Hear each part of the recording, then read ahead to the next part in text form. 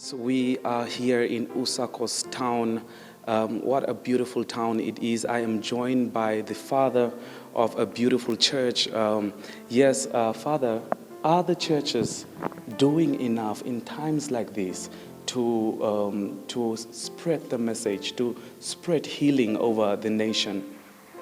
Thank you so much. Indeed, this is a moment of sadness and also a moment of thanksgiving and also a moment of reflection.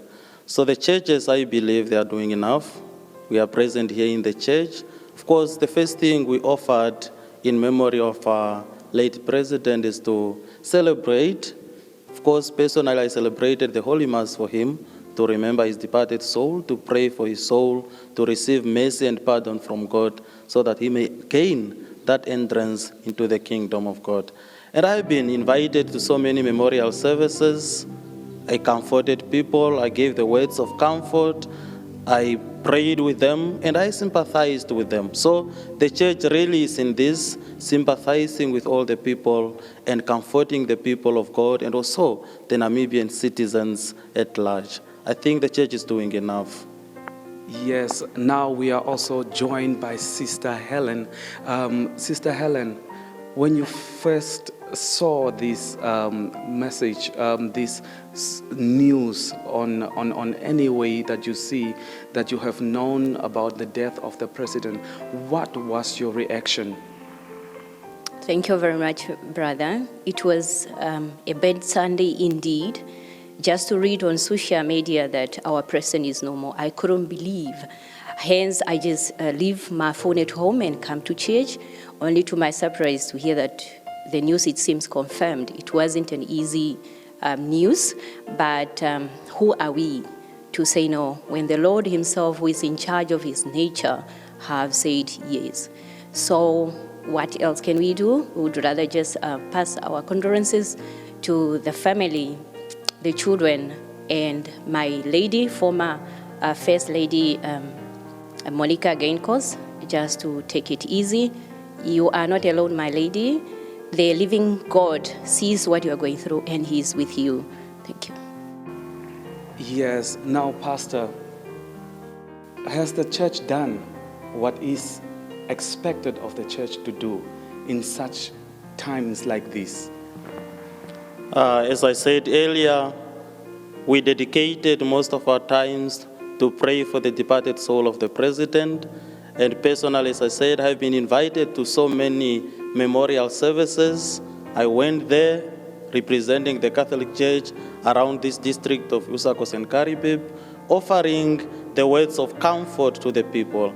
And also the church, especially here, we offered also some of our places like the church halls for people to gather together to remember the soul of the president and to remember his life. So the church is trying its best, trying to bring people together, to sympathize together, to mourn together, so that our president will receive that pardon and mercy from God and thus enter that heavenly homeland.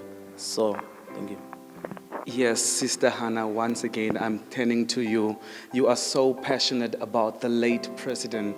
Now, has the country done enough to commemorate the life of the late president? Thank you once again, my brother. It's obvious the nation is hurt. People's hearts are bleeding. Every citizen is crying.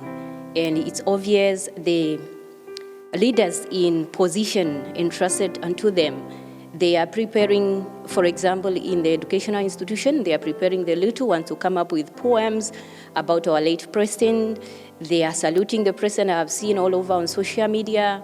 I even happened to travel to Omaruru. There are lights as you are entering the town, whereby there is a message display that rest in peace, Dr. Geingob. The nations are doing a great job, and may we continue with this spirit of unity. We are mourning a leader, we are mourning a president, and it's obvious we put in our hearts to ensure until his last day when we are going to bury him. Thank you. Now, Father, what are the fond memories that you will forever keep of the late president?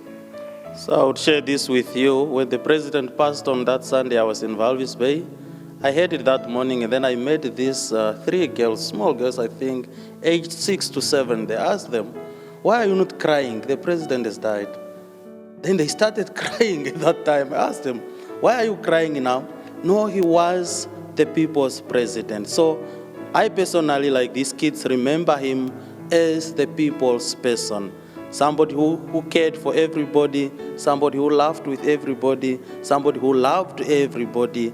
And literally we call him, he was such a social butterfly, somebody who was easygoing. So I remember him for that. And as my sister had said, he was a unifier, the person who believed in unity, unifying the people of Namibia, unifying the people of the world. And he was a destroyer at the same time, the destroyer of this ill that is called tribalism. So I'll remember him for those 3 things. Well, the destroyer of social ill. Well, my sister, I'm coming back to you once again. Any message of condolences to the bereaved nation as well as the family of the late Geingob and his and the former First Lady herself?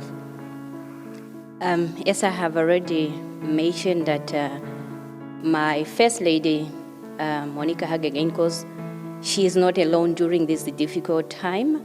And to the nation, to the citizens of Namibia and the world at large.